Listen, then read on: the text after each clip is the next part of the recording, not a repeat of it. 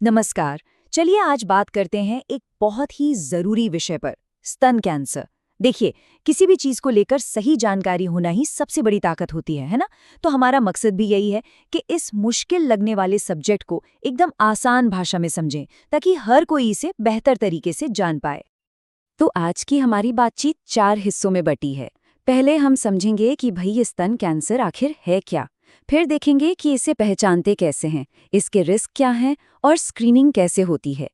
इसके बाद हम ट्रीटमेंट के ऑप्शंस पर नजर डालेंगे और आखिर में हम बात करेंगे सपोर्ट, बचाव और इलाज के बाद की जिंदगी के बारे में।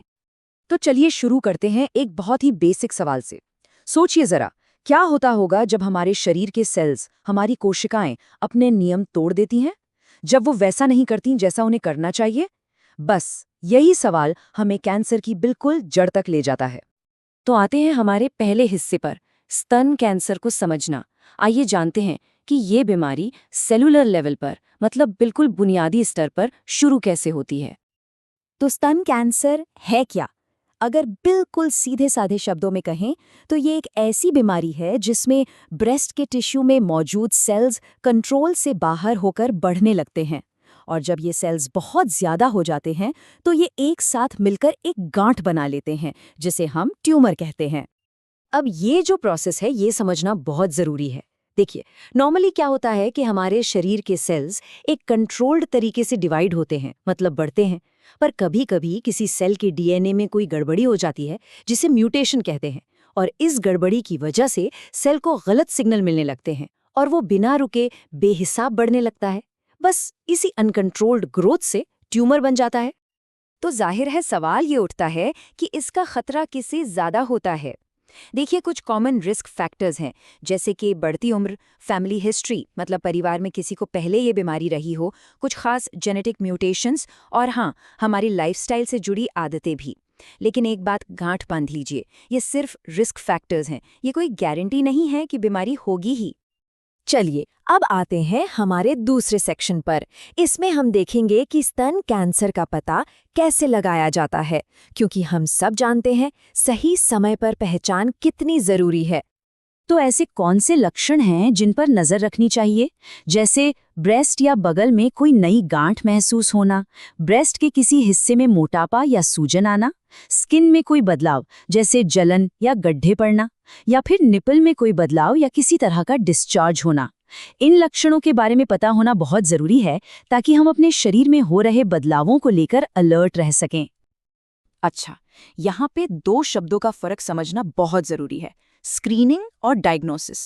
स्क्रीनिंग का मतलब है लक्षण दिखने से पहले ही किसी संभावित प्रॉब्लम को पकड़ना, जैसे मैमोग्राम एक तरह की स्क्रीनिंग है।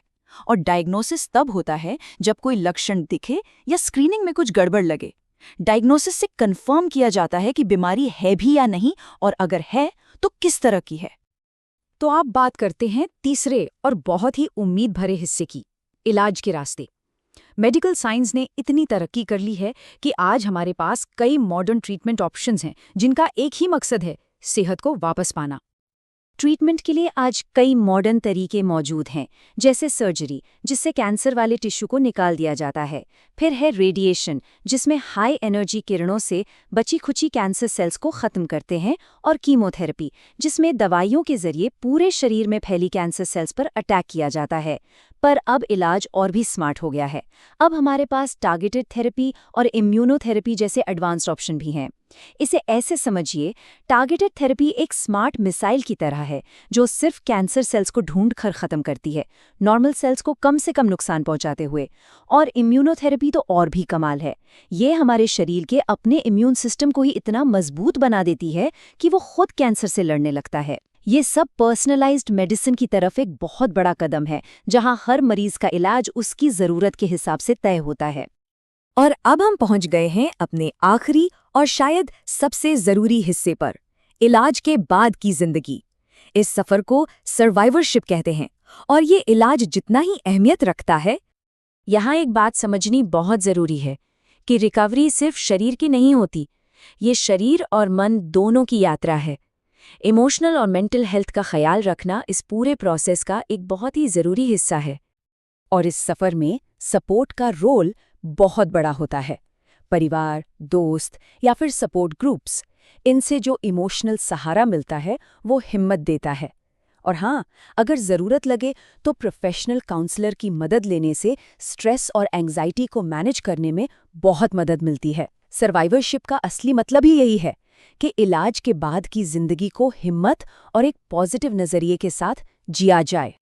बिल्कुल, और हमें प्रिवेंशन यानी रोकथाम के बारे में बात करना भी नहीं भूलना चाहिए। एक हेल्दी लाइफस्टाइल मतलब अच्छा खाना पीना और रेगुलर एक्सरसाइज बहुत फर्क डालती है। शराब का सेवन कम करना, अपने पर्सनल रिस्क फैक्टर्स के बारे में जागरूक रहना और टाइम टू टाइम स्क्रीनिंग करवाते रहना, ये वो कदम है जो हमें अपनी सेहत को कंट्रोल में रखने में मदद करते हैं। और यहीं पर एक बड़ी सच्चाई सामने आती है। ये लड़ाई सिर्फ एक इंसान की नहीं होती। इसमें एक व्यक्ति और उसका पूरा समाज, दोनों का ही एक बहुत ज़रूरी रोल होता है। जागरूकता फैलाना, एक दूसरे को सहारा देना और एक केयरिंग माहौल बनाना, ये हम सबकी मिलीजुली जिम्मेदारी है। तो आखिर में ये पूरी बातचीत हमें एक सवाल के साथ छोड़ जाती है कि कैसे सही जानकारी और समझ हमें एक ऐसा मजबूत समाज बनाने में मदद कर सकती है जहां हर कोई हर कदम पर एक दूसरे का सहारा बन सके।